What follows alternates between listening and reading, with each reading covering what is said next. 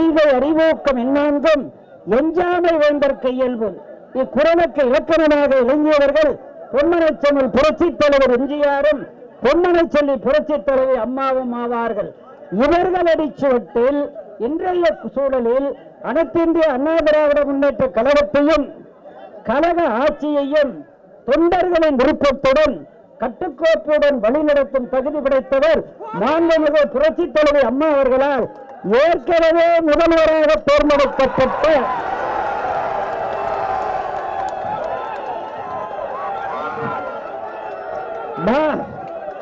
மாண்புமிகு பன்னீர்செல்வம் மட்டும்தான்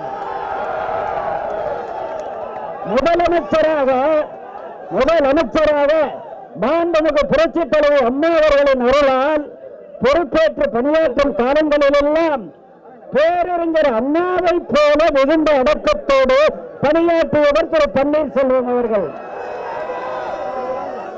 காட்சிக்கு எளியன், வள்ளுவர் சொல்லுகிறார், காட்சிக்கு எளியன் கடுஞ்சொல்லன் அல்லேனல் நீக்கோரும் மன்னனிடம் அந்த மன்னன் தான் வள்ளுவர் கூறிய இந்த மன்னன்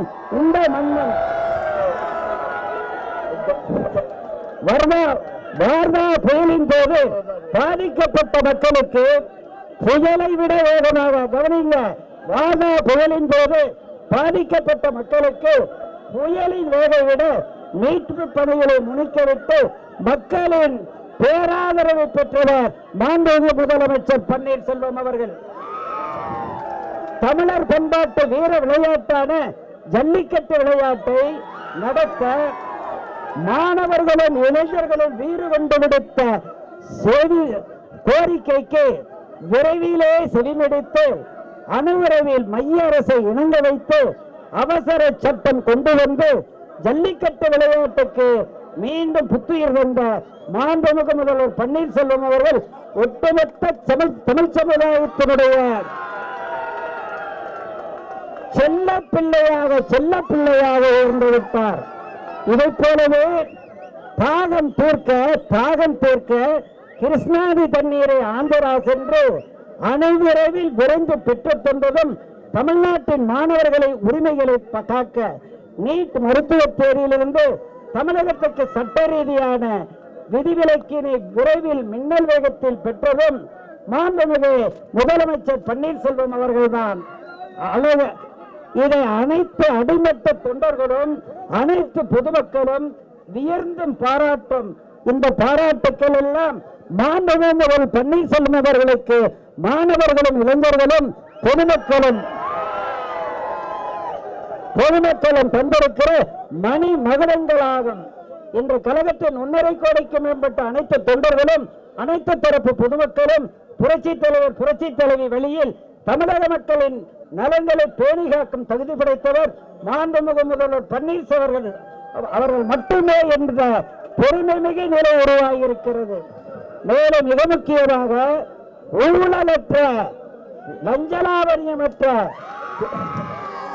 தூய்மையான நல்ல நிர்வாகத்தை மாண்புமிகு முதல்வர் பன்னீர்செல்வம் அவர்கள் நடத்துகிறார் எனும் பாராட்டுகளும் குவிந்த வண்ணம் இருக்கின்றன.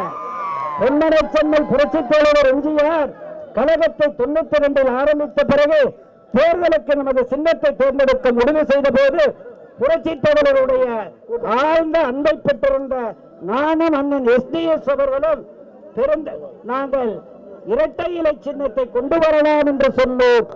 அடி தொண்டர்களாகிய எங்கள் கோரிக்கை ஏற்று பெருந்தன்மையோடு இரட்டை இலை சின்னம் தான் அதிகாரப்பூர்வமான சின்னம் என்று புரட்சித் தலைவர் அவர்கள் சொன்னார்.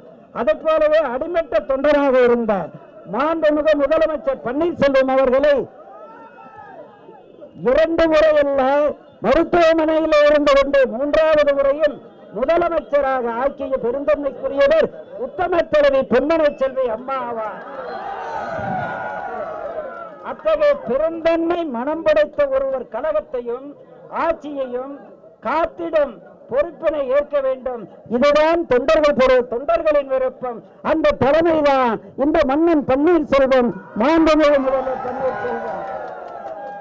தமிழகம் தலைநிமிர்ந்து நிற்க நமது புரட்சித் தலைவரின் இதய தெய்வம் புரட்சித் தலைவர் அம்மாவின் கனவுகளும் கொள்கைகளும் நிலைநிறுத்த நமது மாண்புமிகு முதலமைச்சர் பன்னீர்செல்வம் அவர்களின் செயல்பாடுகளுக்கு முற்றிலும் உறுதுணையாக இருந்து 1.5 கோடி தொண்டர்களுக்கும் தமிழர்களுக்கும் நன்மையடையும் வகையில் அனைவரும் செயல்பட வேண்டும் என்று தாழ்வென்று பணிவோடு வேண்டி கேட்டுக் கொள்கிறேன்.